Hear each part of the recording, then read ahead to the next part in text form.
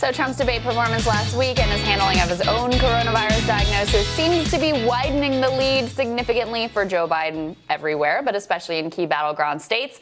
And according to the Real Clear Politics average in Michigan, Biden is maintaining his lead over Trump by almost 7 points at 49% to Trump's 42% support in the Great Lakes state. So journalist and CEO of Status Coup, Jordan Chariton, he's been following the race in Michigan closely. He's here to break down the state of the race. Good to see you, Jordan. Thanks for joining us, man. Great to see you, Jordan. Hey, thanks for having me. Absolutely. So, Jordan, you've been following, stuff on the ground closely. You've been reporting about Michigan for quite some time. What are the dynamics of the race, maybe, that we in Washington have missed about where things are close, what are not, and what are the main issues that are driving voters at the polls? Yeah, I think to know Michigan, you really need to know how badly Hillary Clinton bungled it in 2016 to realize what an opportunity Joe Biden has. The media has obviously covered she barely went to the state. She pulled volunteers out. She also sent Bill Clinton to key areas that he's not so popular. Detroit, Flint, surrounding suburbs. He was not popular there because of NAFTA, which decimated the auto industry. Hillary Clinton got 134,000 fewer votes in 2016 than Obama got in 2012 in Detroit suburbs, and Flint and its surrounding suburbs. So those are major pickup opportunities for Joe Biden, who's not very popular, but more popular than Hillary because he's attached to Obama's auto rescue in Detroit, the surrounding suburbs, and that. Also, Trump has made the farmers angry, and that's a problem in Michigan. Preceding coronavirus, his trade war with China has devastated farmers around Michigan who produce pork, soybeans, corn, and many other things. Trump's bailout for the farmers was not so much a bailout. Like his tax cuts, it radically helped wealthy farmers and pretty much left small and mid-sized farmers, reaching for additional help. In 2018, 55% was the increase in bankruptcies for farms in the state of Michigan. Got it. So Trump, between before coronavirus, that farmer bailout, not really reaching the farmers, and then his coronavirus, PPP, did not reach farmers either. They are moving away from Trump in significant numbers. Farmers are struggling. And let's be clear, they were before the trade war, but this has been a devastating time for them. Talk about, obviously big in the news, which we're covering elsewhere in the show, but I'd love to get your thoughts on, is the kidnapping plot of this right-wing militia group against Governor Gretchen Whitmer. And even before this was revealed, there was an ongoing sort of fight between Whitmer and Trump. And if you look at the approval ratings, she is much more popular in the state of Michigan than he is. Has that also sort of undermined his standing in the state? Yes.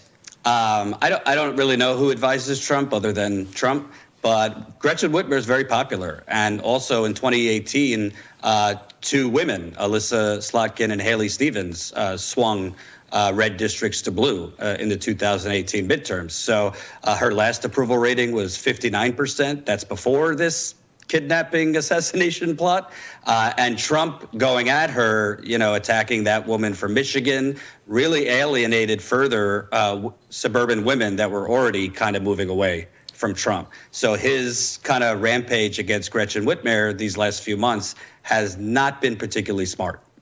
So, Jordan, let me ask you this. If Trump could win any demographic and win the state again, how would it look? What would he have to do in the state to get it done? He'd have to overperform again in Detroit. He got about 14,000 more votes than Romney did in 2012.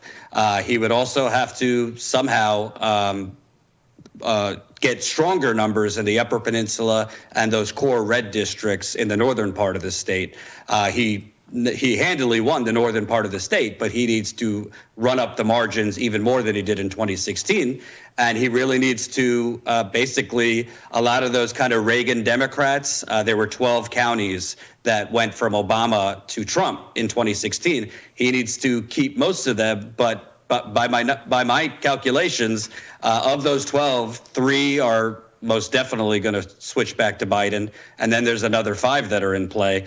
He really needs to run up the numbers among the northern part of the state, the core red districts. I don't think he's going to fare so well in the southeast part of the state. And really, I think that's why he's been playing to the base so hard. And I think also the Trump campaign has felt his law and order security message might gin up the base in that northern part of the state even more. His only chance in Michigan right now is improving the turnout from 2016 in the northern part of the state. Well, and then the other piece that sunk Hillary Clinton last time was depressed turnout among black voters, in particular in places like Detroit, in places like Flint, Michigan, a place that you have spent a lot of time in, covered extensively, the cover-up and the just outrageous poisoning of that entire city. Really caught my eye when Rick Snyder, who was the governor of Michigan, who covered up and was complicit in the poisoning of that city, endorsed Joe Biden, the Biden campaign, touted that. What has been the response to that from the folks you've been speaking with in Flint? And do you think that he suffers from the same issues of a potentially depressed black turnout as Hillary Clinton did last time around?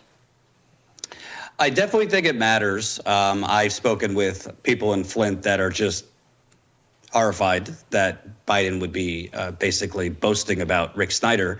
I don't think it's going to sink him, only because, like I said earlier, a big part of why there was depressed black turnout, there's a lot of those auto workers that were black. And Hillary Clinton was sending Bill Clinton to Detroit, Flint, Saginaw. These are major auto epicenters that had their jobs go to China and elsewhere. The other thing is, the older voters, particularly older black voters in Flint, Detroit, they are the motivation index and how polls rate voter excitement is a lot higher in 2020 than it was 2016 among black voters. I think Biden might struggle among the under 30 crowd, which we've seen, particularly among black voters in Detroit and Flint. I don't think it's going to sink him, only because Trump only won the state by a little over 10,000 votes. Biden right now is going to close that margin and then some, from what it looks like.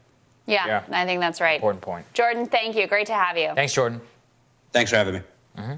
Coming up on Rising, direct attacks on Trump have done little to sway voters in swing states. Friend of the show, David Sirota, is going to tell us which Democratic talking points could actually gain votes when Rising returns.